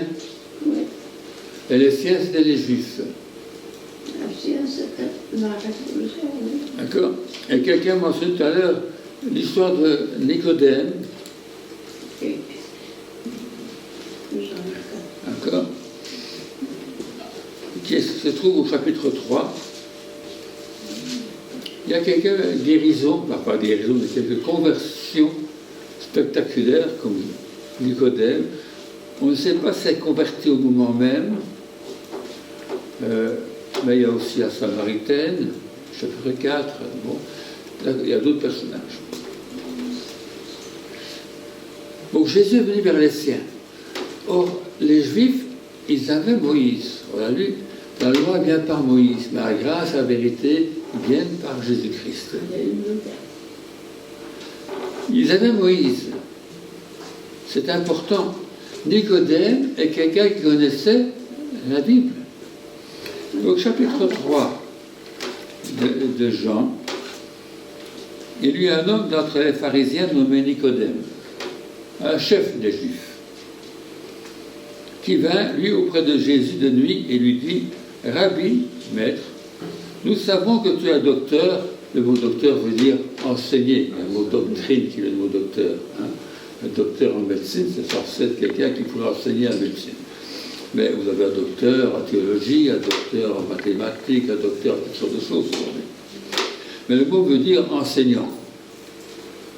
Nous savons que tu es un docteur venu de Dieu, car personne ne peut faire ces miracles que tu fais si Dieu n'est avec lui. Et quand il dit nous, c'est pas moi. Hein. Il peut dire, je sais que tu es un docteur venu de Dieu à cause des miracles. Il dit nous, les pharisiens, nous sommes au courant. Mais nous ne voulons pas l'admettre. On veut rester dans les ténèbres. Jésus leur répondit, en vérité, je te le dis, si un homme né de nouveau, il ne peut voir le royaume de Dieu. Mais moi, je connais la Bible. Je suis un docteur. Je suis un enseignant. Je suis un chef même. Bien sûr, on sait que toi, tu viens de Dieu aussi. Mais nous avons Moïse, on connaît Moïse. Il est venu vers les siens, mais les siens n'ont pas voulu. Parce qu'on peut connaître la Bible, pouvoir parler de Dieu, mais si tu n'es pas né de nouveau, tu ne le connais pas, et tu es toujours dans les ténèbres. Tu peux avoir un docteur en théologie et être dans les ténèbres. Ça va? Il n'y a que Jésus qui apporte la lumière. Or, il y a des gens qui connaissent la Bible et qui refusent Jésus, qui renient même Jésus. Cet homme-ci ne reniait pas Jésus, il cherchait à le connaître, je suppose. Mais il vient de nuit parce que ses collègues, peut-être qu'il t'appelle dessus, c'est de jour. Il vient en cachette. Mais Jésus lui dit, si un homme naît de nouveau, il ne peut voir le royaume de Dieu. Or, c'est justement ce que les Juifs veulent voir. Ils veulent le royaume de Dieu, ils attendent le royaume de Dieu. Ils espèrent un Messie qui délivrerait des Romains, entre autres, pour établir un royaume de Dieu terrestre. Ils n'ont pas compris certaines choses. Mais il faut naître de nouveau pour voir le royaume de Dieu. Tant que tu n'es pas né de nouveau, tu es toujours dans l'obscurité. Tu es comme l'homme aveugle qui a besoin que ses yeux soient lavés de sa boue. Amen. Dans ce passage aveugle, d'ailleurs, il y a des gens qui disent « Et nous, on est aveugles ?» Jésus dit « Si vous êtes aveugle, au moins vous pourrez être sans péché, parce que vous ne verrez rien du tout. Mais vous dites « Moi, je vois !» Et vous ne voyez rien, vous êtes aveugle.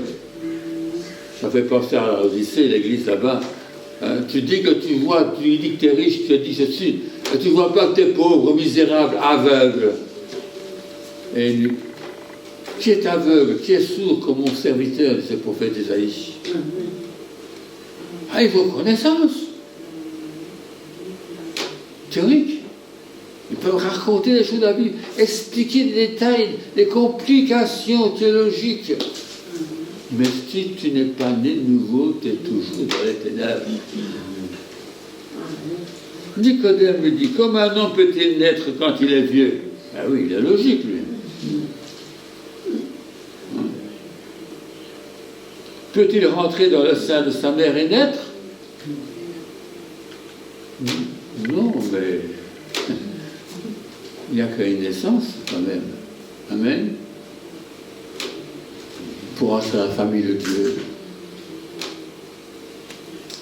Jésus répondit, en vérité, assurément, sérieusement, amen, amen, mettre le mot en hébreu, puis le mot en grec aussi, on dit amen, amen. Si un homme ne naît d'eau et d'esprit, il ne peut entrer dans le royaume de Dieu. Voir est une chose, entrer c'est mieux. D'accord? Vous pouvez monter la tour Eiffel, peut-être même ici à Vermont, et voir Verviers. Mais c'est différent entre voir Verviers et entrer dans Verviers. Ce qui est né de la chair est chair, ce qui est né de l'esprit est esprit. C'est compliqué. Il y a un problème. Il faut que tu changes. Tu es né de la chair, d'accord, physiquement. Tu es né de la chair, et c'est comme ça que tu réfléchis en tant que pharisien. Mais il faut né de l'esprit. C'est un autre domaine. Pas l'esprit là au-dessus, hein, mais l'esprit de Dieu.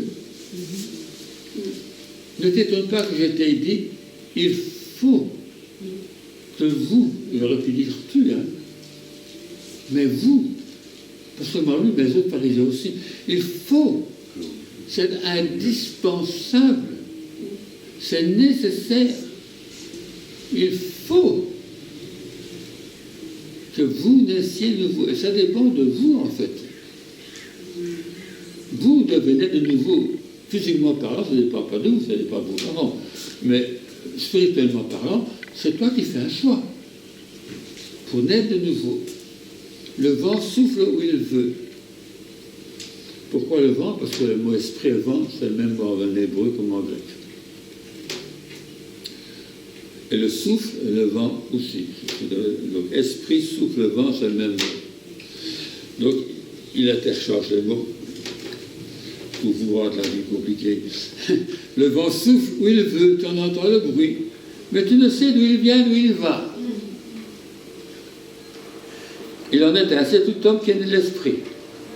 L'esprit souffle, tu ne sais pas d'où il vient. C'est brusquement il est là. Il te change, te transforme, et tu nais de l'esprit. Nicodème lui dit, comment ça peut-il se faire? Jésus lui répondit, tu es le docteur, tu es un enseignant d'Israël, tu es même un chef. Tu ne sais pas ces choses.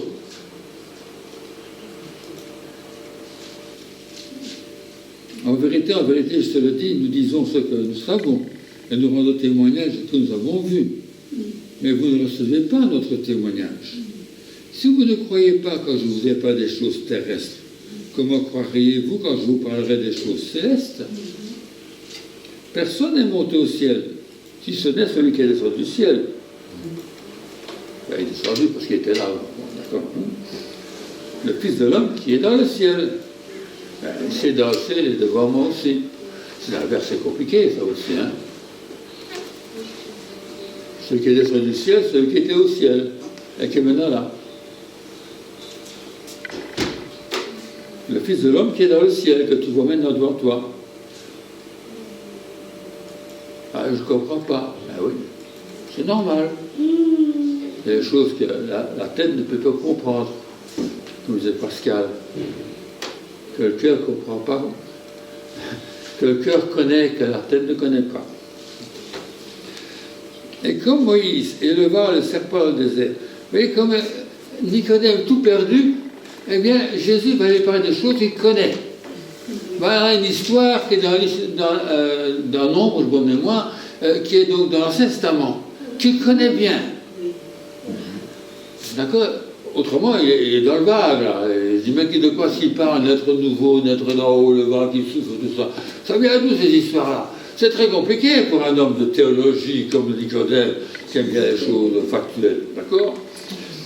Ah ben voilà, Moïse a élevé un serpent dans le désert. Vous connaissez l'histoire, hein? Très bien. Je ne vais pas vous raconter alors. Comme Moïse éleva le serpent dans le désert, il faut, encore un faux, il faut de même que le Fils de l'homme soit élevé, afin que quiconque croit en lui ait la vie éternelle. Comme les gens qui regardent le serpent dans le désert ont eu la vie, parce qu'ils étaient mordus par un serpent et allaient mourir, de même il faut que Jésus meure sur une croix en portant le péché qui était symbolisé par le serpent longtemps. Amen. Afin que nous ayons la vie. Afin que ceux qui sont en train de mourir puissent vivre. Afin que quiconque croit en lui ait la vie éternelle. Car la vie que Moïse donnait pour ceux qui regardaient le serpent était une vie temporaire. Hein? Ils allaient mourir, mais Dieu va les guérir. Et regarde, le serpent, ils vont guérir. Mais ils vont mourir avant d'entrer au pays promis. La plupart d'entre eux. Donc c'est une histoire d'années, c'est tout. Mais quand vous croyez en Jésus-Christ, c'est éternel. Amen. Amen. Donc Jésus était élevé sur la croix. Comme ce serpent qui représentait les petits serpents qui avaient mordu le peuple et qui symbolisait le péché en quelque sorte. De même, l'apôtre Paul dit aux Corinthiens, Christ s'est fait péché pour nous.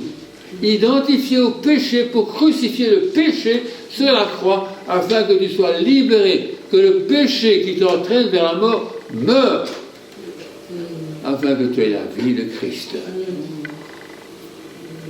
Car Dieu a tant aimé le monde, pourtant le monde n'a pas vu de lui, qu'il a donné son Fils unique, afin que quiconque croit en lui, ou afin que ne périssent pas ceux qui croient en lui, je laisse le terme dans l'ordre grec, afin que quiconque croit en lui ne périsse point, mais qu'il ait la vie éternelle. Dieu, en effet, n'a pas envoyé son Fils dans le monde pour qu'il juge le monde, mais pour que le monde soit sauvé par lui. Celui qui croit en lui n'est point jugé, mais celui qui ne croit pas est déjà jugé parce qu'il n'a pas cru au nom du Fils unique de Dieu. Et ce jugement, c'est que la lumière étant venue dans le monde, les hommes ont préféré les ténèbres à la lumière, parce que leurs œuvres étaient mauvaises. Car quiconque fait le mal est la lumière, et ne vient point à la lumière de peur que ses œuvres ne soient dévoilées, mais celui qui agit selon la vérité vient à la lumière, afin que ses œuvres soient manifestées, parce qu'elles sont faites en Dieu. Amen. Et voilà, on est sourdu avec l'idée de la lumière. Toute cette histoire de Nicodème, il faut venir à la lumière. Il faut croire en Jésus. Tout ça soudé, tout ça va ensemble. Or, il est venu vers les siens, et les siens n'ont pas voulu. Les siens n'ont pas voulu comprendre.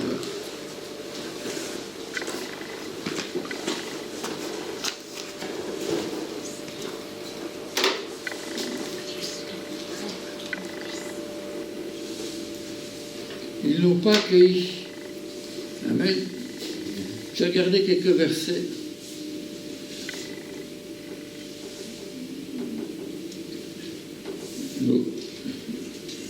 On a lu ici, Jean chapitre 6.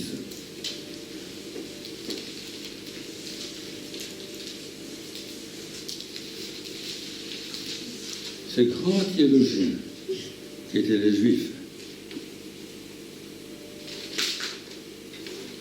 Quelqu'un est étonné. Comment s'est dit ces choses, lui qui n'a pas étudié?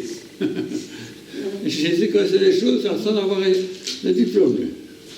Il n'a pas étudié. Jean chapitre 6.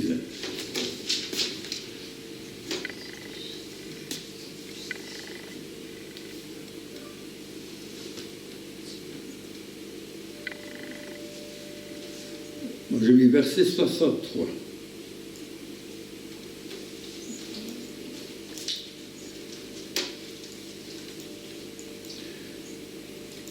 C'est l'esprit qui vivifie. La chair ne sert de rien. C'est l'histoire de la multiplication des pains. Et Jésus dit, Moïse a dit du pain.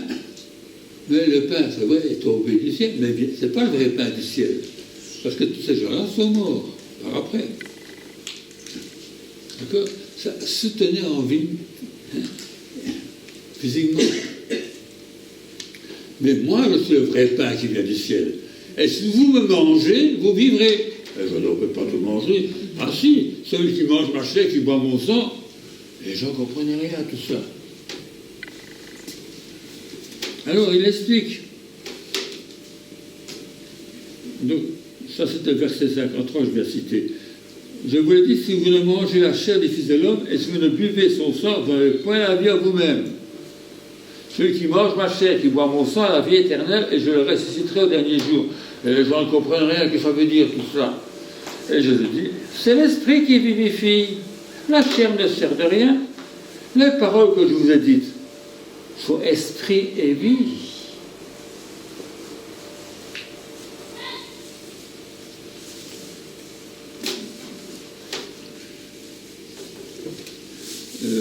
Verset 68. Simon-Pierre lui répondit, Seigneur, à qui irions-nous? Tu as les paroles de la vie éternelle, et nous avons cru, et nous avons connu que tu es le Christ, le Saint de Dieu. Amen.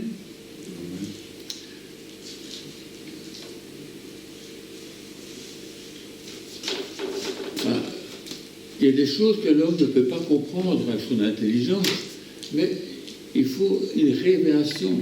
C'est esprit et vie. Mes paroles, c'est esprit et vie. Alors, il y a des choses qu'on ne doit pas essayer de comprendre avec la tête. Parce que c'est par la foi, c'est spirituellement qu'on comprend les choses. Comme dira Paul aux Corinthiens. Amen.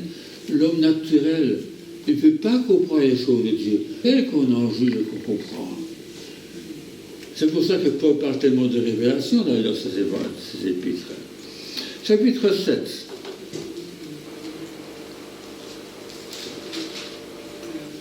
Verset 40. Des gens de la foule ayant entendu ces paroles disaient, celui-ci est vraiment le prophète, le prophète appelé majuscule, celui-ci est vraiment le prophète dont Moïse a parlé. D'autres disaient, c'est le Christ. Et d'autres disaient, est-ce bien de la Galilée que doit venir le Christ? L'Écriture ne dit-elle pas que c'est de la postérité de David et du village de Bethléem où était David que le Christ doit venir?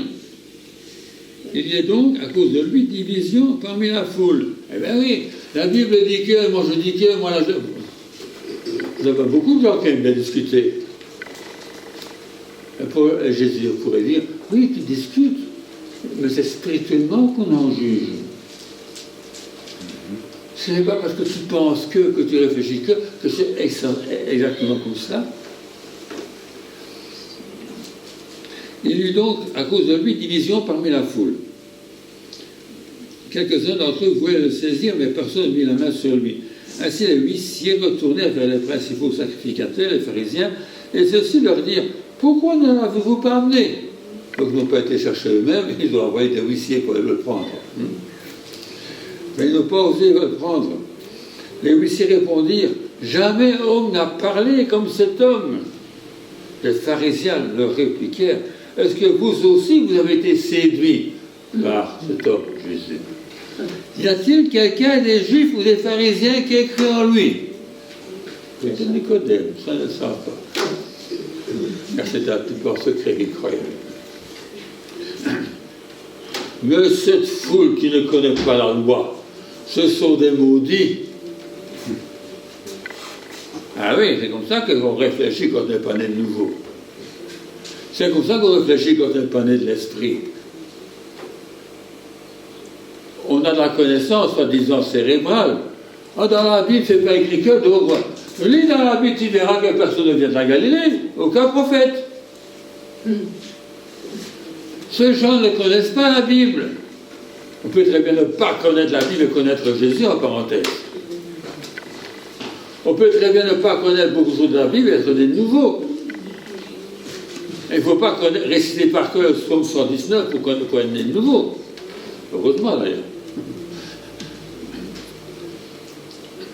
Nicodème, qui était venu lui vers Jésus et qui était l'un d'entre eux, leur dit, notre loi condamne-t-elle un homme avant qu'on entende et qu'on sache ce qu'il a fait? Condamne Jésus, on n'a même pas entendu ce qu'il a dit. Ils lui répondirent, es-tu aussi galiléen? Examine et tu verras que dans la Galilée, il ne sort point de prophète. Regarde dans la Bible, est-ce qu'il y a un autre prophète qui sort de la Galilée? Et voilà, celui-ci, il faudrait qu'il soit un vrai prophète. Non, hein. Bon. Ça, c'est comme ça que les gens réfléchissent. Il est venu vers les siens, et les siens ne l'ont pas accepté. Et Jésus explique à Nicodème, c'est parce que leurs œuvres sont mauvaises, et s'ils viennent à la lumière, on verra bien qu'elles sont mauvaises. Donc ils préfèrent dans les ténèbres, parce que dans les ténèbres, on ne voit pas si c'est bon ou c'est mauvais. D'accord? Pourquoi est-ce que les gens ne viennent pas à Jésus-Christ? Parce que s'ils viennent à Jésus-Christ, il faudrait qu'ils se repentent. On voudrait être chrétien sans se repentir, mais ce n'est pas possible. Il faut admettre qu'on est dans l'erreur, et qu'on vient à Jésus-Christ, et qu'on reçoive la vérité, et qu'on croit en lui. Mais croire en lui, parfois, ça sous-entend qu'il faut renier ce en quoi on croyait avant. Admettre qu'on est dans l'erreur, admettre qu'on est dans les ténèbres, pour venir à la lumière. Donc quand la lumière vient, les gens fuient. C'est comme les cafards. Quand je travaillais à l'usine, il y a des années, parfois on devait travailler très tôt le matin, on commençait à 5 heures par certains jours, et quand on avait mis la lumière dans le réfectoire, quand on rentre pour changer ses habits, bien sûr, en habit de travail, il y a plein de cafards qui fouillaient. Dès que la lumière s'allume, tous les cafards fouillaient. 2 secondes après, il n'y en avait plus. Quand la lumière brille, les gens dans les ténèbres fuient. Amen. Parlez de Jésus, vous allez voir les gens fuir. Amen. Vous ne croyez pas, pasteur. Ben, c'est comme ça quand Jésus était là. Des gens avaient même été miraculés et ne croyaient quand même pas.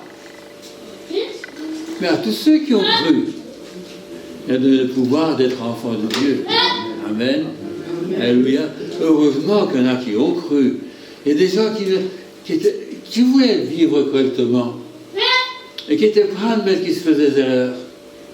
Eux, ils veulent près de Jésus pour que leurs œuvres, ce qui était bon, soient manifestés.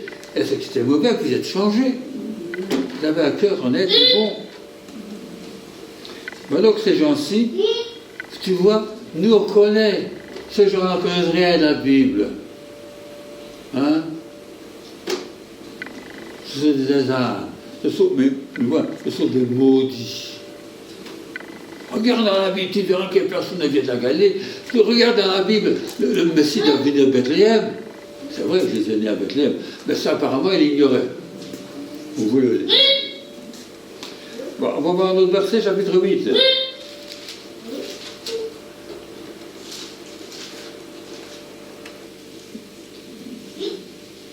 Verset 21, j'ai mis ici.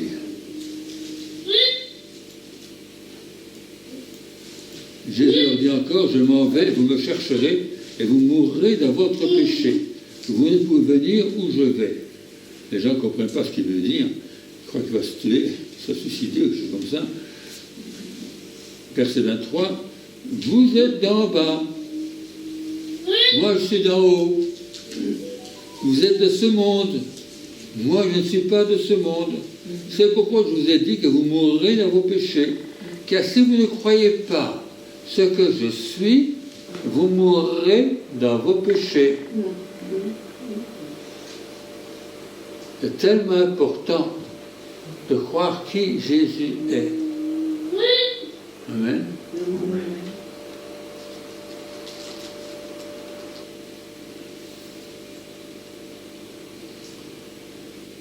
Verset 28. Jésus leur dit donc, quand vous aurez élevé le Fils de l'homme, alors vous connaîtrez ce que je suis et que je ne fais rien de moi-même et que je parle selon ce que le Père m'a enseigné. Lorsque vous aurez élevé le Fils de l'homme, il parle de sa mort, de sa crucifixion. Amen.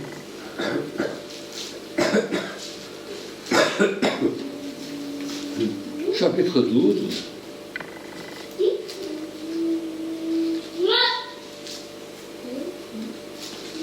Verset 29.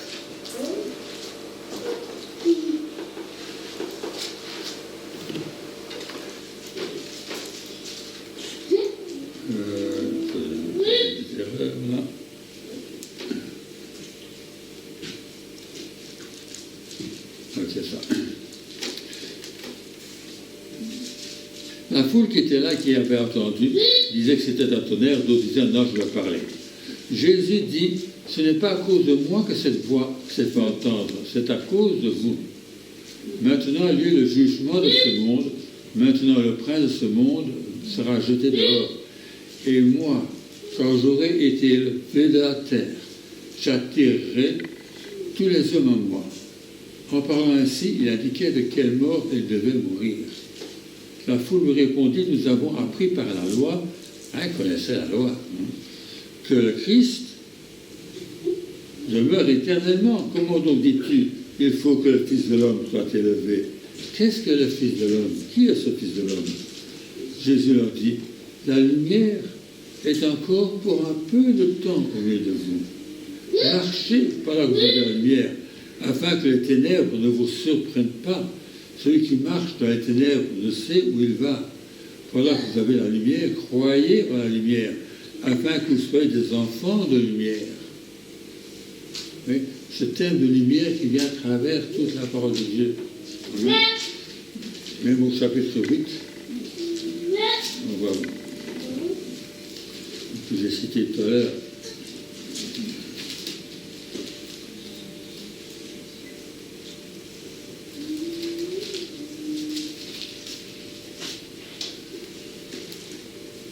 où Jésus dit à la femme qui est prise dans la droite d'adultère, Jésus dit, moi je ne te condamne pas non plus, va et ne pêche pas. Jésus leur parle de nouveau et dit, je suis la lumière du monde, celui qui me suit ne marchera pas dans les ténèbres. Et Jean dans son épître dira, si tu marches dans les ténèbres et que tu dis que tu suis Dieu, tu es un menteur. On ne peut pas être et dans les ténèbres et dans la lumière. Si tu marches dans la lumière, tu dois marcher en pleine lumière.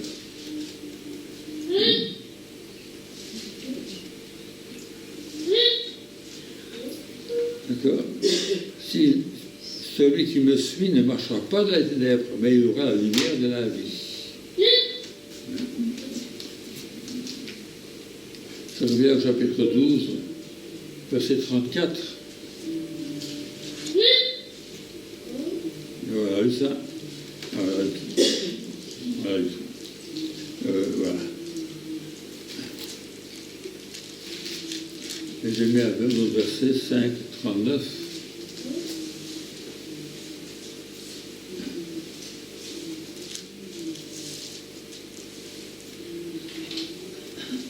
Donc il parle aux Juifs, au chapitre 5, verset 39. Vous sondez les Écritures, vous épluchez la parole de Dieu, vous analysez, vous connaissez le grec, vous connaissez l'hébreu, vous connaissez la terminologie, vous connaissez tout ça. Et vous croyez très malin, vous enseignez même les autres. Vous sauvez les Écritures parce que vous pensez avoir en elles la vie éternelle. Ce sont elles qui rendent témoignage de moi. Et vous ne voulez pas venir à moi pour avoir la vie. C'est un peu le ridicule. Hein? C'est ça l'évangile de Jean. La lumière brille, ceux qui croient à la vie éternelle. Il ne vient pas au jugement. Il est passé de la mort à la vie. Il est la résurrection et la vie. C'est tous ces versets-là qui viennent. Amen. Mais les gens préfèrent faire le gros malin, dire nous on connaît. Et vous parlez de Jésus autour de vous. Je connais, j'ai appris ça au catéchisme, etc. Ah oui. J'étudie. Je parlais il y a quelque temps maintenant à un diacre de l'Église catholique. Maintenant, je suis passionné. J'étudie la Bible, je connais, j'apprends. Quand je l'entends annoncer les choses,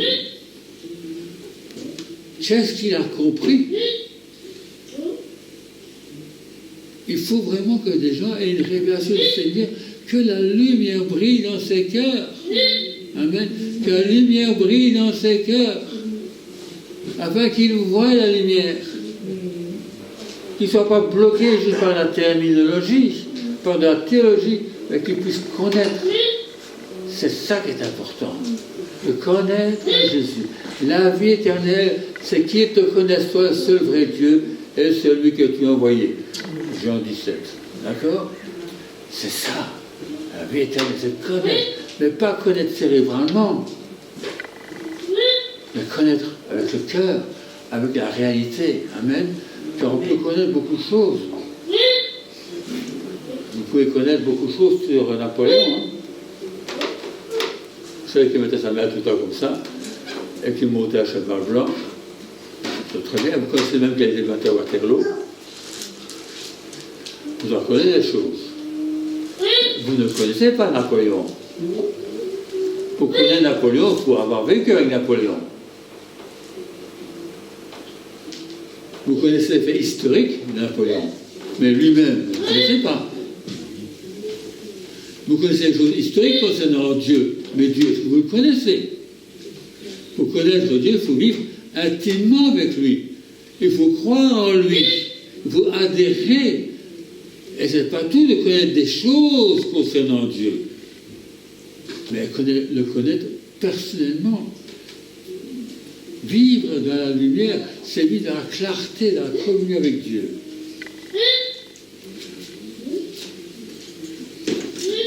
Je ne vais pas marquer, mais je vais le dire quand même. Dans 1 Jean,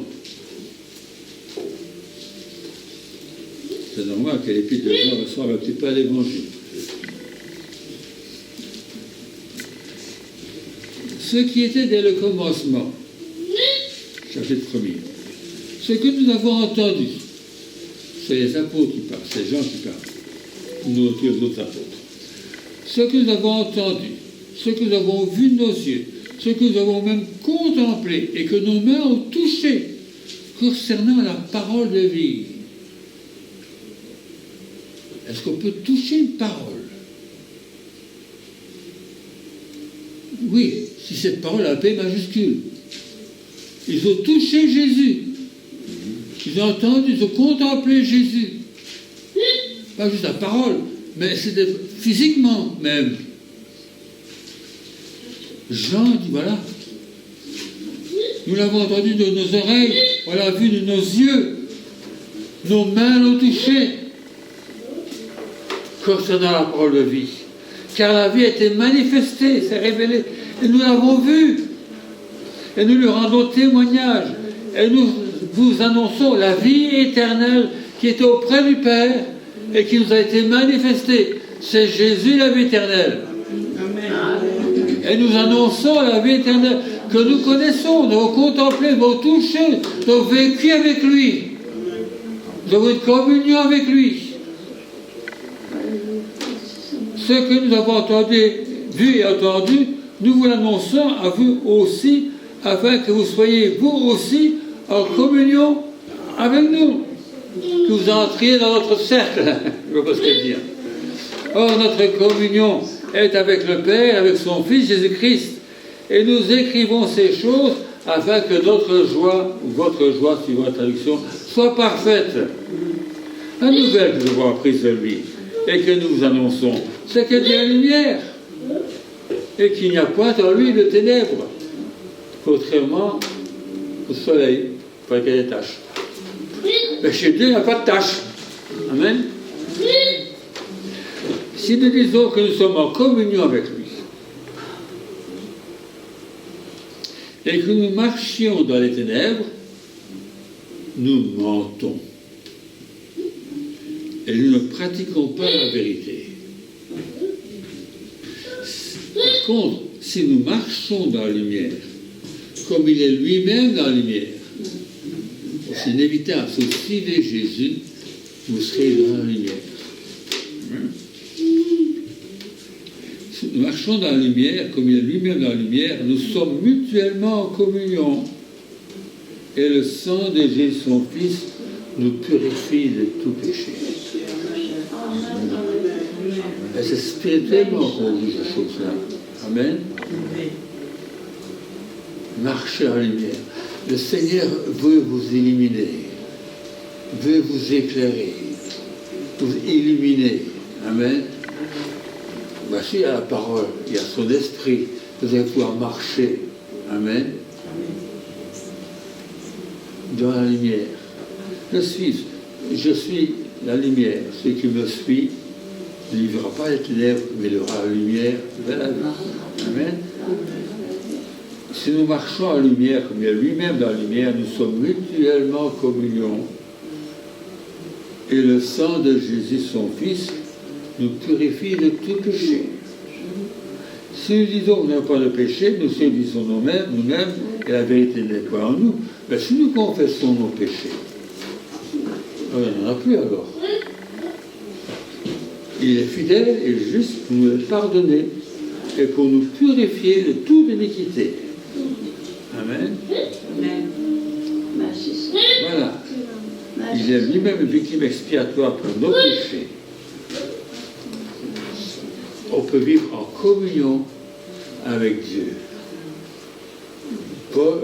Jean dit, moi je l'ai touché, je l'ai contemplé, je l'ai entendu, je l'ai vu. Et quelque part, je veux dire, et nous, est-ce qu'on ne peut pas le voir aussi, l'entendre, le toucher? Est-ce qu'on ne peut pas être comme les Samuel, à qui Dieu parle, parfois la nuit? Amen. Ou est-ce qu'on veut être comme les Élie qui ont laissé bien la Bible et qui ne gardaient plus ce que Dieu disait? Amen. Que Dieu nous bénisse ainsi. Amen. Mais j'ai mis d'autres versets, mais on va rester comme ça pour ce soir, ce matin. Merci Seigneur pour ta parole. C'est vrai Seigneur, nous pouvons être comme ces Juifs qui jugeaient. Ils connaissaient bien la Bible. Ils savaient, ils avaient péché, qu'il y avait des prophètes qui venaient de gauche et de droite, mais qu'aucun ne venait de Galilée. Donc Jésus ne pouvait pas être un prophète, il n'y en avait pas de Galilée. Ça fait une exception, ça le gênait avec une exception. Seigneur, nous sommes là, Seigneur, disons, éclaire-nous de ta lumière. Peut-être y a-t-il des ondes d'ombre encore dans notre vie, des ténèbres qui devraient être évacuées. Que la gloire de Dieu peut se manifester dans tous les quartiers de notre cœur, de notre vie. Merci Seigneur Jésus. Aujourd'hui, nous voulons marcher dans la pleine lumière. Te suivre, Seigneur. Heureux l'homme qui te suit, qui ne suit pas les pécheurs, les moqueurs et des gens comme ça, mais qui est planté dans le ruisseau de Dieu. Merci Seigneur de bénir chacun. Nous ne sommes pas ceux qui jugent les autres parce qu'ils ont une certaine connaissance théorique. Paul dit l'esprit, la chair, la parole, la lettre. La lettre, elle tue. Mais c'est l'esprit qui vivifie. Nous avons besoin de ton esprit pour donner vie à l'écriture. Dans le nom de Jésus. Amen. Que Dieu vous bénisse. Amen.